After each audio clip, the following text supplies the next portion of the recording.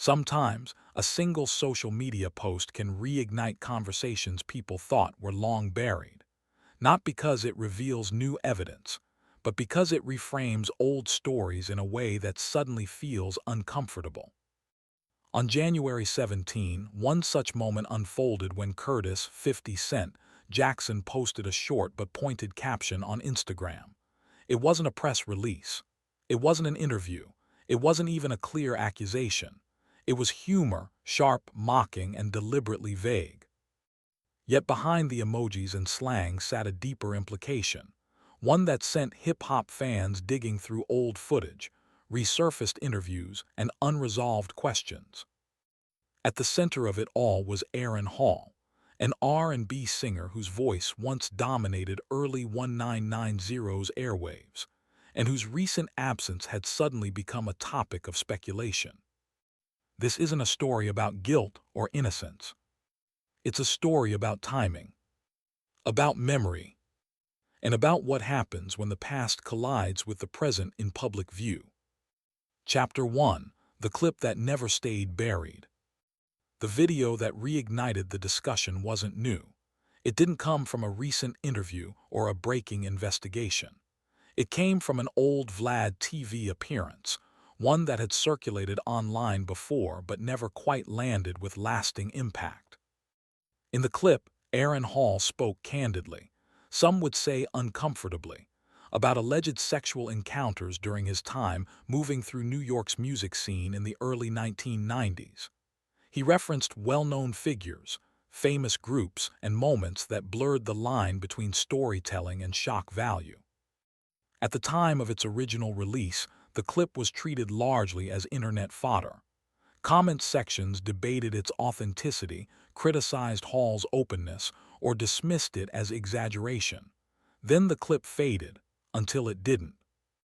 When the video resurfaced again, the cultural climate had changed. Conversations about power, accountability, and unchecked behavior in the entertainment industry were no longer niche. They were central. Suddenly, the same words sounded different. What once felt like provocative storytelling now felt like something else, unfinished, unresolved, and awkwardly timed. Chapter 2: Aaron Hall. From R&B star to cultural footnote. To understand why the moment mattered, it helps to understand who Aaron Hall was in his prime.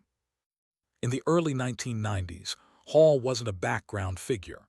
He was a leading voice in R&B, known most prominently for his 1993 hit, I Miss You. His sound was emotional, raw, and deeply connected to a generation navigating heartbreak and nostalgia. He moved in elite circles. He shared spaces with artists who would later become legends. His proximity to power wasn't accidental, it was earned. But as the music industry evolved, Hall's visibility faded.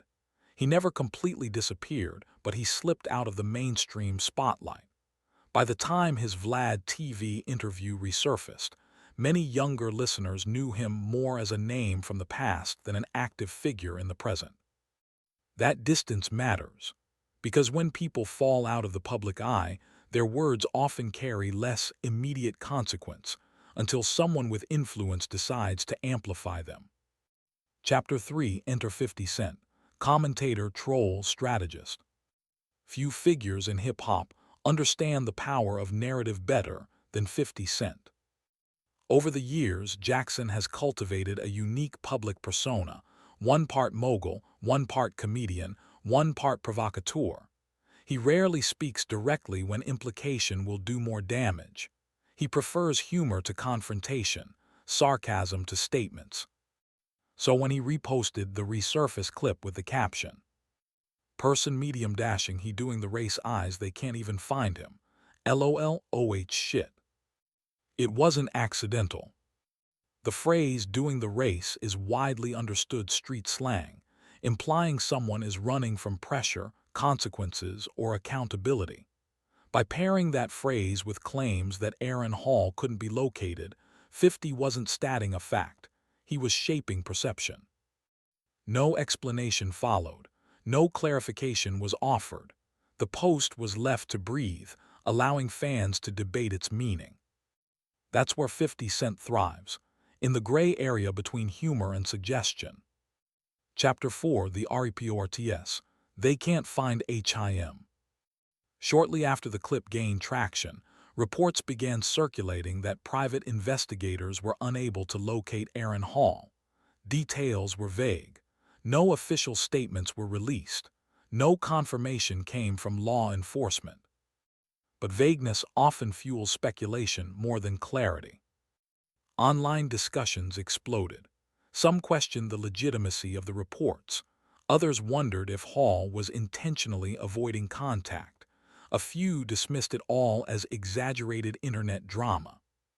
What mattered wasn't whether the reports were true. It was how they aligned with the timing of Hall's resurfaced comments. And 50 Cent knew exactly how to frame that alignment. By leaning into mockery instead of concern, he transformed a potentially serious situation into a spectacle, one that forced people to revisit uncomfortable conversations from hip-hop's past. Chapter 5, Humor as a Weapon. The most striking part of 50 Cent's post wasn't what it said, it was how it said it. The emojis, the laughter, the casual tone. There was no sympathy, no hesitation, no acknowledgement of potential seriousness. Instead, the moment was treated as absurd. This approach is consistent with 50's long history of using humor to disarm, provoke, and expose contradictions. When situations are too sensitive to address directly, he reframes them as jokes, forcing audiences to engage without the protection of denial. By laughing, he removes the comfort of silence. But that strategy raises questions of its own. When does commentary become exploitation? When does humor amplify harm instead of accountability? 50 Cent doesn't answer those questions. He leaves them hanging. Chapter 6, Fan Reaction, Joke or Warning. The reaction to the post was immediate and divided. Some fans laughed it off, seeing it as classic 50 Cent trolling, another example of his ability to turn controversy into entertainment. Others saw something darker, a signal that unanswered questions were beginning to surface again.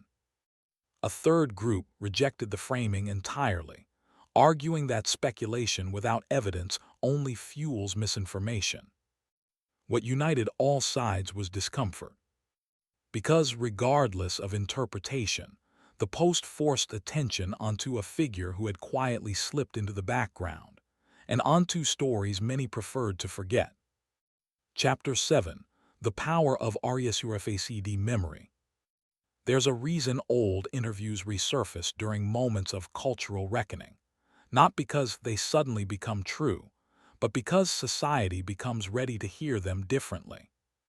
Aaron Hall's words hadn't changed, the audience had. What once sounded like reckless storytelling now felt like part of a larger pattern, one that includes unchecked environments, blurred boundaries, and a culture that often rewarded silence. This doesn't mean the stories are factual. It means they're no longer dismissed. And that shift matters. Chapter 8, What This Moment Says About Hip-Hop.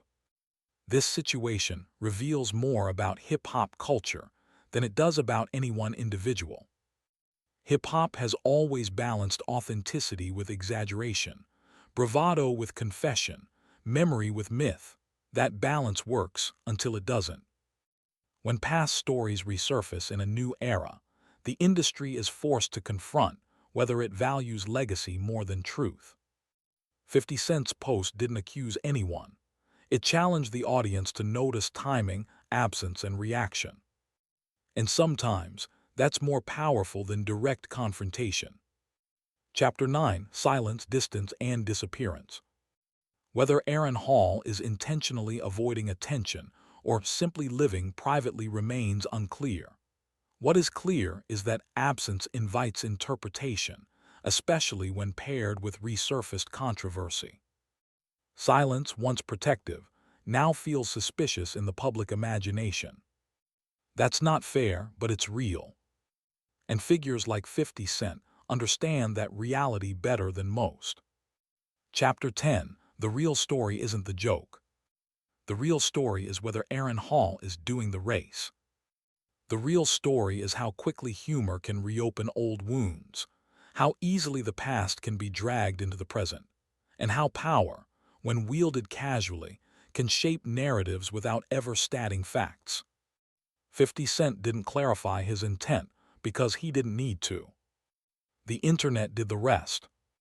Outro when laughter SPOTLIGHTS discomfort.